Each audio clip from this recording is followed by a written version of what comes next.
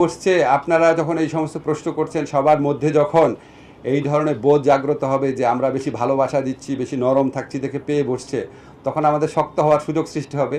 শক্ত যখন হব, খুব ভালোভাবেই হবে। যারা নেতাকর্মী আছে তাদের উচিত ওনার পার্সোনাল জবাবদিহিতা চাওয়া।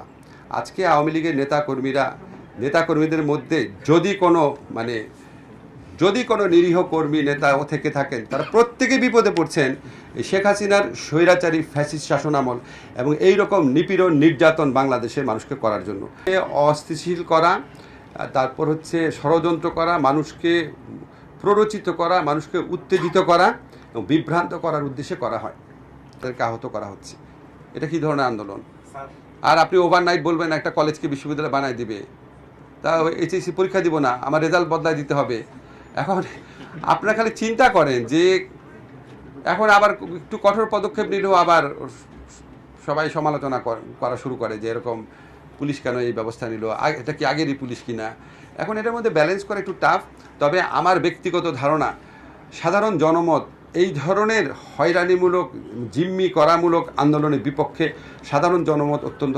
তাদের উচিত শেখ হাসিনার সাথে টেলিফোন কনভারসেশন হলে অন্তত একজন যেন একটু প্রশ্নটা করে যে আপনি আমাদের কাউকে না জানায় এভাবে পালিয়ে গেলেন কেন আমাদের বিপদের মধ্যে। স্পেশাল কিছু সংস্কার করে যত দ্রুত সম্ভব নির্বাচন দেব। আমরা খালি জাস্ট এই জিনিসটা চাই না যে আপনার আগের মতো কোনো ভুয়া নির্বাচন হোক, আর এটা চাই না নির্বাচনে বিজয়ী হয়ে কেউ আপনার আবার ভুয়া নির্বাচন করার সুযোগ পাক।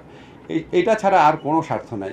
আপনি একটা যে বিশ্বাস করেন, এই অন্তর্বর্তীকালীন সরকারে যারা আছেন ওনাদের অধিকাংশই যত তাড়াতাড়ি সম্ভব নিজের পেশায় ফিরে যাওয়ার জন্য আপনার আগ্রহী।